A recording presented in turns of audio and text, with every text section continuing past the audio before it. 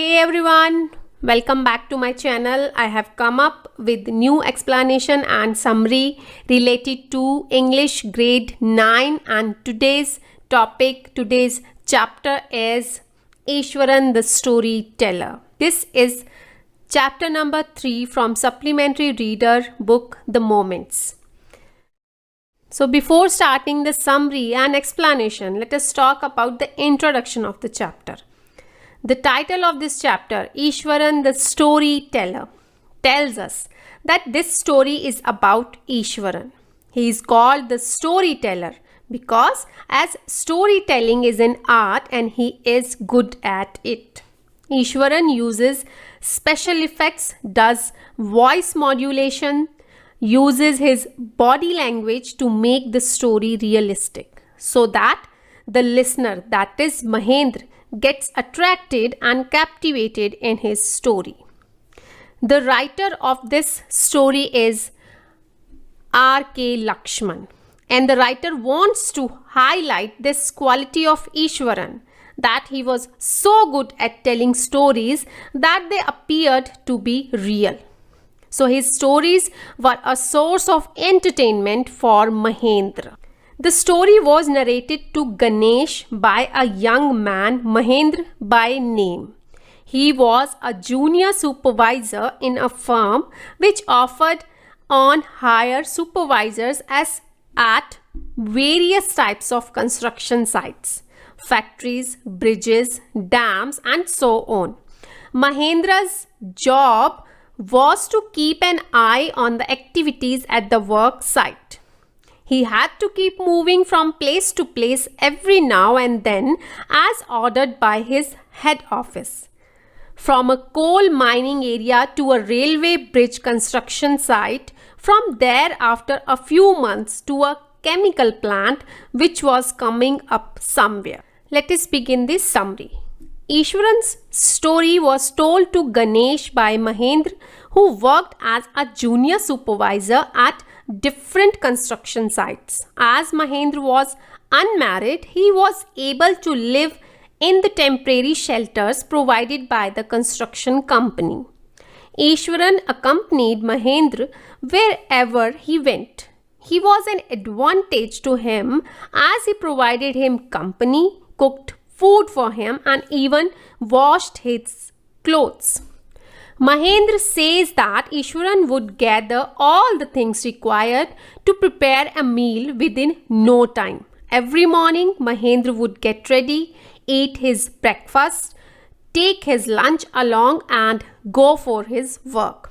In the meantime, Ishwaran read his favorite Tamil story book and take a nap. In the evening, Ishwaran would entertain Mahendra with his stories. He had the art of storytelling as he would use his body gestures, facial expressions, and voice modulations in order to bring his characters to life. Even though the stories seemed untrue, Ishwaran narrated them in such a unique way that Mahendra listened to him with curiosity. He described a simple incident in such detail along with actions that it would create suspense in the listener's mind. Once he told Mahendra the story of an elephant that had escaped from the jungle and entered the town. The beast reached Ishwaran's school.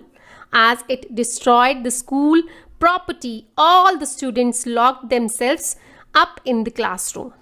At that time, Ishwaran was studying in one of the junior classes. He was watching the incident from the rooftop. He took a stick from the teacher and came downstairs in the ground. He walked towards the elephant as it threatened to attack him. Ishwaran was not scared of it. He gathered all his strength and hit the elephant on its toenail quickly. This attack stunned the elephant. It fainted and fell on the ground. He did not complete the story and said that he was getting late for the dinner. He went to get the dinner, but Mahendra was curious to know what happened next. As Ishwaran did not continue with this story, Mahendra had to remind him that the ending was pending. Then Ishwaran said that a veterinary doctor was called. He brought the elephant back to consciousness, and after 2 days, a Mahout was called who took the elephant back to the jungle. Mahendra asked Ishwaran that how did he manage to overpower the huge beast. Ishwaran replied that he used the technique of a Japanese martial art, which was karate. He had read about it somewhere, that the martial art was able to make a person unconscious by paralyzing the nervous system.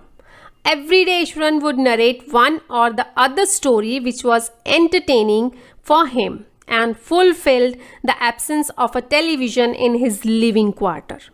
One morning Ishwaran asked permission to cook a special dinner, as it was the day when they cooked meal for the dead elders of the family. That evening Mahendra enjoyed a tasty meal and complimented Ishwaran on his cooking skills.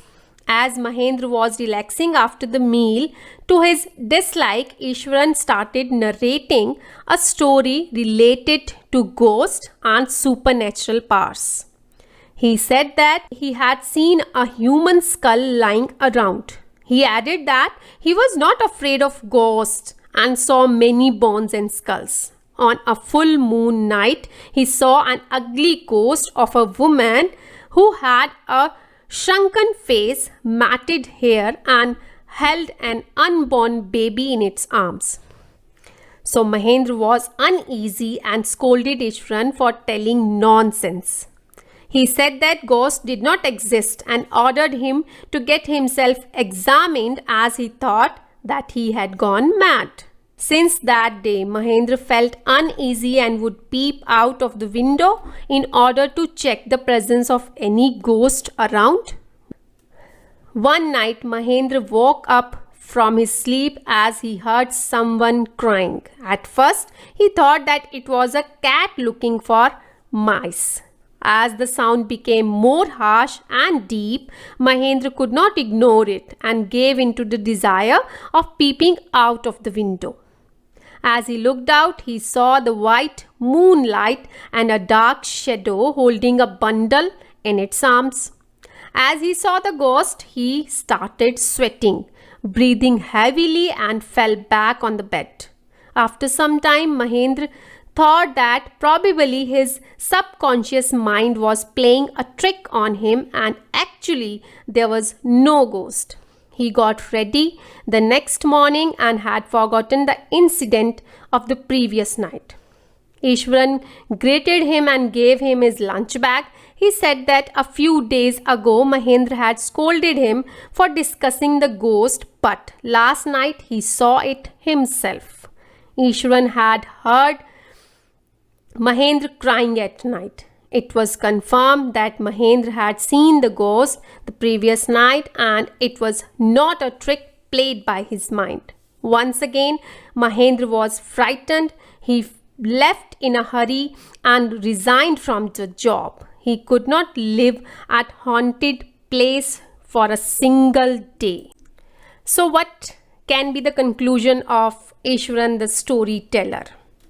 So this chapter illustrates a lesson that we should not get carried away by stories shared by other people or assume it as reality. We should apply our own wit and intelligence before we see it with our own eyes. Don't be quick to believe what you hear, because lies or rumors spread faster than the truth.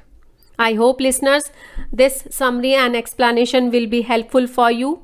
You can check my other videos related to grade 7, 8 and 9 English. The links are flashing on your screens. Please comment in the comment section and do subscribe to my channel for further updates. Thank you for watching. Bye-bye.